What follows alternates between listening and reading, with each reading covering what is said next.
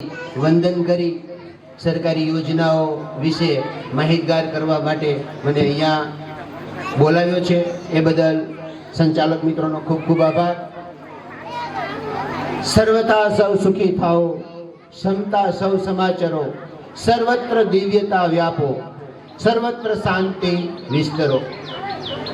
અમે શાળા પરિવાર એવી મંગલ કામના કરીએ છીએ કે તમે સુખી બનો, તમારી અંદર ક્ષમતા અને શક્તિનો વિકાસ થાય, દિવ્યતા આવે, તમારા જીવનની અંદર ભવ્યતા આવે અને તમારા જીવનની અંદર શાંતિ વિસ્તરે, એવી અમે શાળા પરિવાર વતી પ્રભુને પ્રાર્થના કરીએ છીએ. કોઈ જો મને પૂછે કે સુખી થવું છે, કોઈ જો મને પૂછે તો સુખી થવું છે, તો હું હા પાડીશ કે હા મારે સુખી થવું છે. તમે બધા પણ હા પાડશો કે હા મારે સુખી થવું છે. ભારત દેશની અંદર 150 કરોડ લોકો વસે છે. એમને જો પૂછવામાં આવે તો એ પણ એમ જ કહે છે કે હા મારે સુખી થવું છે. સમગ્ર પૃથ્વીની અંદર 850 કરોડ લોકો છે, એમને કોઈને પૂછવામાં આવે તો એમને એ પણ એમ કહે છે કે હા મારે સુખી થવું છે. સુખી સૌને થવું છે, પણ સુખી થવાનો રસ્તો એક સરસ મજાની સંસ્કૃત પંક્તિ છે અને આજે મને તમારી સમક્ષ રજૂ કરવાનું મન થાય છે કે વિદ્યા દદાતિ વિનયમ, વિનયા દદાતિ પાત્રતામ, પાત્રત્વતામ ધનામોપૃતિ, ધનામ ધર્મ તત સુખમ. આ પંક્તિ એવું કહેવા માંગે છે કે જો તમારે સુખની પ્રાપ્તિ કરવી હોય, સુખ સુધી જવું હોય અને સુખ સુધીની સફર કરવી હોય તો અહીંયા બહુ સરસ મજાની વાત કરી છે કે વિદ્યા મેળવો. વિદ્યા વગર સુખની પ્રાપ્તિ કદી પણ થઈ શકતી નથી. વિદ્યાથી પાત્રતા મળે છે, પાત્રતાથી ધન મળે છે અને ધન જ્યારે ધર્મની અંદર ખર્ચાય ત્યારે એને શાંતિ મળે છે. તો જ્યારે તમારે સુખી થવું હોય, સમાજને સુખી કરવો હોય તો વિદ્યા શિક્ષણ જરૂરી છે. શિક્ષણ વગર સમાજનું ઉત્થાન થઈ શકતું નથી. આ ચિંતા જ્યારે સરકાર કરે છે ત્યારે હું ગામમાંથી પધારેલ ગ્રામજનોને ખાસ વિનંતી કરીશ કે સરકારે અનેક યોજનાઓને બાળકોના શિક્ષણ માટે મૂકી છે. તો એ શિક્ષણની જે યોજનાઓ છે, જે બાળકો ભણી રહ્યા છે એમના માટેની જે યોજનાઓ છે એ યોજનાનો આછેરો પરિચય હું તમને આપવાનો પ્રયત્ન કરીશ, જેથી કરી અને તમારું બાળક ભણી રહ્યું છે ત્યારે એના સંપૂર્ણ તમે એનો લાભ લઈ શકો. એટલે જરા કાન ફરવા કરીને સાંભળજો, કારણ કે તમારું બાળક ભણી રહ્યું છે અને એ યોજનાથી વંચિત ન રહી જાય એટલા માટે સલુજા સાહેબની આજ્ઞા લઈ અને થોડીક યોજનાઓ વિશે માહિતગાર કરું. ગુજરાત સરકાર ખૂબ સંવેદનશીલ છે અને બાળકોના શિક્ષણ માટે સતત વિચારી રહી છે, અવિરત અવનવી યોજનાઓ મૂકી રહી છે, જેથી કરી તમને પ્રેરણા અને પ્રોત્સાહન શિક્ષણ માટે મળી રહે. અહીંયા એક યોજના એવી છે, રક્ષા શક્તિ સ્કૂલ. બરોબર સાંભળજો, રક્ષા શક્તિ સ્કૂલ છે. એની અંદર જો તમારું બાળક પસંદગી થાય તો એને ભણવા માટે 75,000 રૂપિયા જેટલી રકમ સરકાર શાળાને ચૂકવે છે. અહીંયા જેટલી યોજનાઓ વિશે હું તમને કહીશ, એ યોજનામાં જોડાવા માટે તમારું બાળક મેરિટમાં આવે એના માટે એક જ એક્ઝામ હોય છે, CET ની એક્ઝામ, કોમન એન્ટ્રન્સ ટેસ્ટ. જો એમાં તમારો બાળક પાસ થાય, આ વખતે ખૂબ નસીબની વાત છે કે આપણા ગામના 2 બાળકો આ CET ની અંદર પાસ થઈ અને મેરિટમાં આવી ગયા. એમને જોરદાર તાળીઓથી વધાવો. આ સરકારી યોજનાનો લાભ એ 2 વિદ્યાર્થીઓને મળશે અને અગાઉ પણ ભૂતકાળમાં આવી યોજનાનો લાભ, આર્થિક લાભ મળી રહ્યો છે. રક્ષા શક્તિ સ્કૂલની અંદર જો તમારો બાળક પસંદ થાય તો એને 75,000 રૂપિયા જેટલી માતબર રકમ ભણવા માટે મળે છે, સંસ્થાને આપવામાં આવે છે. ધોરણ 5 ની અંદર જે સીઈટી ની પરીક્ષા આપે અને પાસ થાય મેરિટમાં આવે તો એ આ શાળાની અંદર પ્રવેશ મેળવી શકે છે. બીજી જ એવી સરસ મજાની યોજના છે મુખ્યમંત્રી જ્ઞાન સેતુ મેરિટ સ્કોલરશિપ. આ યોજનામાં જોડાવા માટે પણ તમારે સીઈટી ની જ એક્ઝામ આપવી પડે.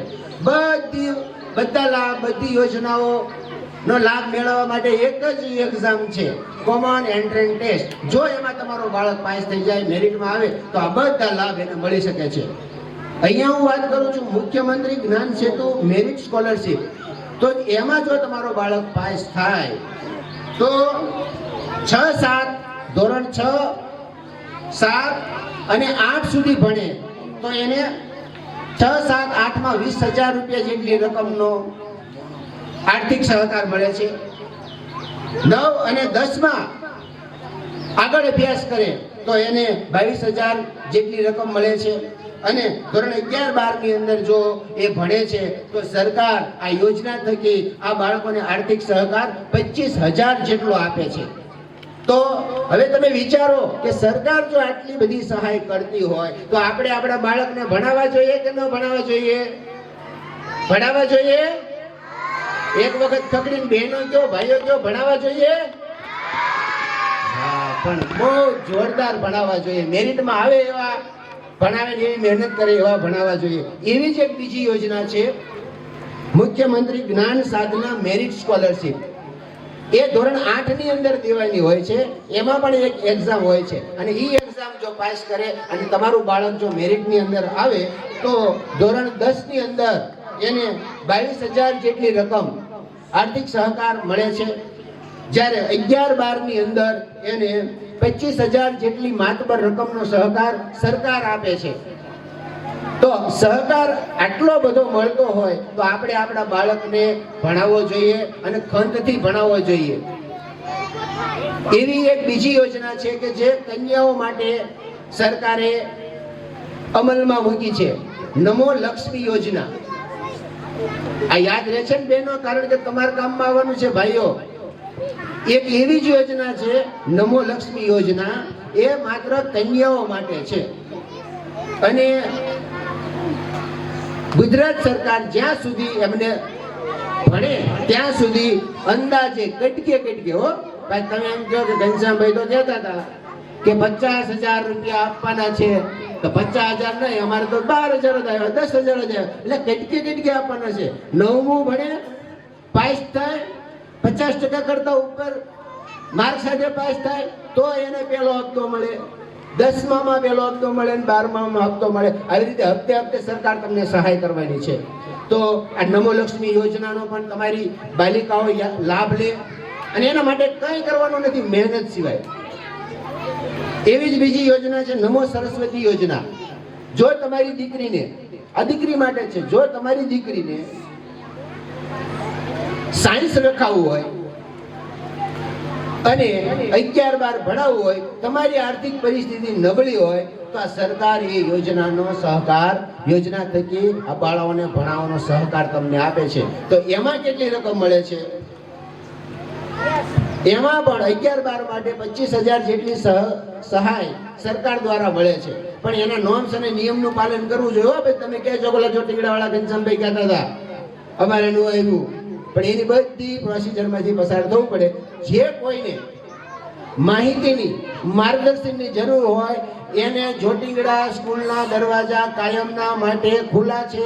ગમે ત્યારે આવી શકો છો, ગમે ત્યારે પૂછી શકો છો, ગમે ત્યારે ફોન કરી શકો છો કે આ યોજના શું કહેવા માંગે છે. તો નમો સરસ્વતીની યોજના બાદ હવે એક નેશનલ મીન્સ કમ મેરિટ સ્કોલરશિપ.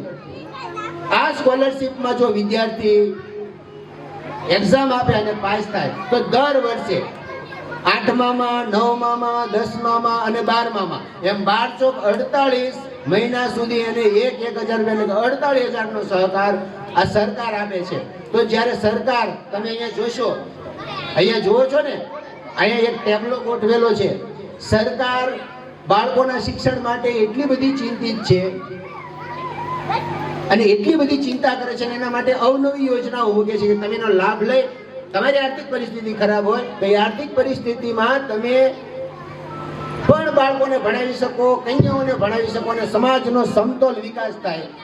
એના માટે આ સરકાર જ્યારે કામ કરી રહી હોય ત્યારે આપણે જાગૃત બની અને આપણે આગળ વધીએ. છેલ્લે એક વાત કહીશ કે આંખો આપી, પાખો આપી, જોઈતી તમામ જરૂરિયાતો આપી, પણ હવે ન ઉડીએ આ ભણી તો આપણ જેવા કોણ કમભાગી. આપણે કમભાગી નથી થવું, ભાગ્યશાળી થવું છે. તો આપણે સૌ આ જાગૃતિ ફેલાવી અને માહિતગાર રહીએ અને તમારા બાળકને એનો સંપૂર્ણ લાભ મળે એના માટે જાગતા રહીએ. અસ્તુ. જય હિન્દ, જય ભારત, જય ચોટીલા.